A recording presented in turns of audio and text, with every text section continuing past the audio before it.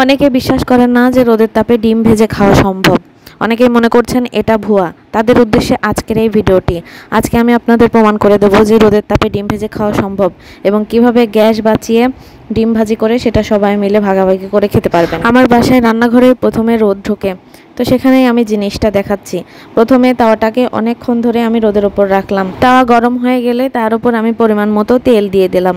এই তেলটা দেওয়ার পরে এবার আরও কিছুক্ষণ অপেক্ষা করতে হবে যাতে তেলটা গরম হয়। এই দেখেন, চুলা কিন্তু এখনও অফ। আমি বারবার করে আপনাদের দেখিয়ে দিচ্ছি, না হলে আপনারা তো আবার অবিশ্বাস করে বসবেন।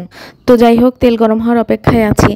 ভাইরে, এইটুকু ধৈর্য তো ধরতেই হবে। গ্যাস ছাড়া ফ্রিতে ডিম ভেজে খাবেন আর এইটুকু ধৈর্য ধরবেন না? এইবার আমার মনে হলো তেলটা ঠিক মতো গরম হয়েছে। তো এখন আমি ডিমটা ভেঙে এর উপর দিয়ে দেব। এক হাত দিয়ে ডিম ভেঙে দেওয়াও কষ্টকর, যেহেতু রাঁধুনি আর ক্যামেরাম্যান দুইটাই আমি নিজেই। যাই হোক, এক হাত দিয়ে কষ্ট করে ডিমটা ভেঙে তেলের ওপর ছেড়ে দিলাম। তারপরের রেজাল্ট আপনারা নিজেরাই দেখুন।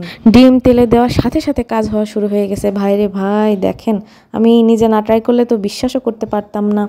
এই দেখেন, আপনারাই নিজের চোখেই দেখেন, চুলা কিন্তু বন্ধ। না হলে আপনারাই তো আবার অবিশ্বাস করবেন, ভাববেন আমি মনে হয় ধাপ্পাবাজি করতেছি। কিন্তু এই ডিম ভাজি খাওয়ার যে কি পুষ্টিগুণ সেটা বলে বোঝানো সম্ভব হবে না।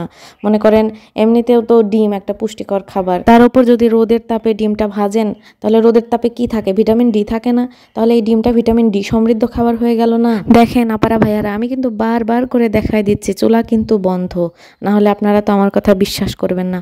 আসলে এই জায়গাটাতে রোদ লাগে বলে আমি এইখানেই কড়াইটা রাখছি, এছাড়া তো আর জায়গা নাই। তাই বলে আপনারা আমাকে 2 নাম্বার ভাববেন না। যাই হোক, এখন আমরা ডিমটা উল্টায় দেব।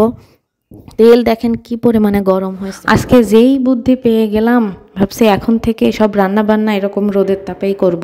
ভিটামিন ডি সমৃদ্ধ খাবারও খাওয়া হবে, গ্যাসের বিলও বেঁচে গেল। যাই হোক, আমার ডিম ভাজি করা এখন শেষের দিকে। ডিমটা উল্টায়ও দিছি। এর মাঝে আমি কিন্তু বারবার করে আপনাদের দেখিয়ে নিচ্ছি চুলা কিন্তু বন্ধ। ভাই বাবারে, রোদের কি তাপ!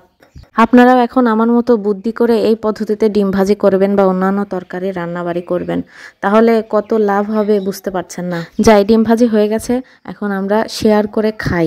আর মনে করেন আপনার আশেপাশে আপনার মা, বোন, খালা, ফুপু অনেক আত্মীয় স্বজন আছে, এই ভিডিওটি তাদের কাছে শেয়ার করে তাদের অনেক অনেক বেশি উপকার করে দিবেন।